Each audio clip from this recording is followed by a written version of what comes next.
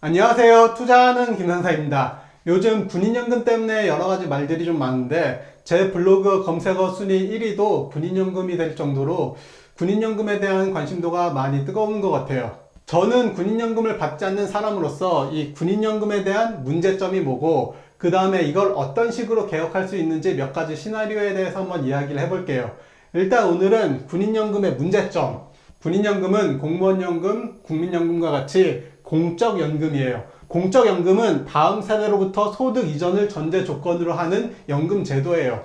내가 낸 돈을 나중에 내가 돌려받는 개념이 아니라 내가 지금 내는 돈을 노인분들께 드리고 내가 노인이 됐을 때는 자녀 세대로부터 돈을 받는 구조예요.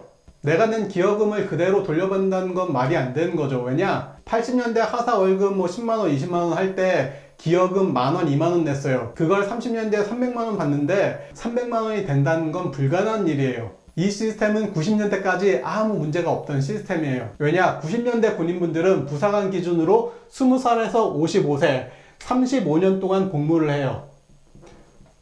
그리고 90년대 한국의 기대 수명은 67.6세예요. 통상 12년만 연금을 지급하면 되는 조건이었죠. 이 말은 3명이서 1명을 부양할 수가 있는 거예요. 지금 기준으로 생각해보면 원사분들이 기여금을 약 60만원 정도 내시는데 여기서 사용자 부담금, 정부에서 60만원을 같이 내주기 때문에 원사 한 분이 실적으로 내시는 건 120만원이에요. 그리고 15년차 상사가 약 35만원, 정부분까지 합치면 70만원이죠. 그리고 군생활 1, 2년차의 하사는 약 16만원 정도 내는데 정부 부담금까지 합치면 32만원, 이걸 다 합치면 약 222만원이에요. 적자가 조금 나긴 하지만 그렇게 큰 적자 폭은 아니죠. 이게 공무원 쪽으로 가면 25살부터 60세까지 35년 일한 다음에 60세부터 67세까지만 지급하면 됐던 돈이에요. 그래서 공무원연금은 적자가 아니라 흑자로 굉장히 오래 유지할 수 있던 거예요. 그런데 문제는 현재 기대 수명이 80세까지 올라와 있어요. 55세에 전역을 해도 25년을 더 지급해야 되는 상황인 거죠. 부사관의 경우 최대 군생활 35년을 하는데 25년을 더 부양해야 돼요. 이러면 3명이서 1명을 부양하는 게 아니라 1.4명에서 1명을 부양하는 꼴이에요. 2010년에 군인연금 개혁이 추진되고 2013년에 실제 개혁이 이루어진 건 이 기대 수명 증가를 어느 정도 보정한 수치예요. 2010년 개혁 당시 최초안은 더 내고 덜 받는 구조로 이 적자폭의 금액을 훨씬 더 줄이려고 했는데 실제로는 더 내고 그대로 받는 걸로 개혁이 이루어졌어요. 그런데 이것도 엄밀히 따지고 보면 더 내고 덜 받는 구조가 완성이 됐어요. 2013년 연금개혁의 결과가 어떻게 됐냐? 2006년 하사 월급이 70만원일 때 원사분들 연금이 약 300만원이었어요.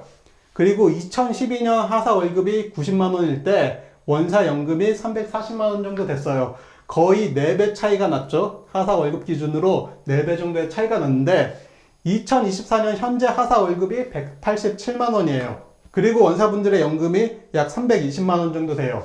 격차가 많이 줄어들었죠. 그 이유는 연금을 계산하는 기준 소득이 기존에는 전역 전 36개월, 전역 전 3년치의 평균값을 계산했는데 지금은 군생활 전체 기간의 평균값을 계산해요. 즉 기준소득이 많이 내려왔죠. 그런데 이것도 2013년 개혁 전에 근무하셨던 분들은 2010년부터 2013년까지 평균액을 계산을 하고 그 이후부터 2013년 이후부터의 평균액을 다시 계산하기 때문에 지금 연금이 비교적 높게 측정이 돼 있어요. 만약 2013년 군번이 30년을 채우고 전역을 한다. 2044년이 됐다. 이때 하사 월급이 대략 350만원 정도 될 거예요.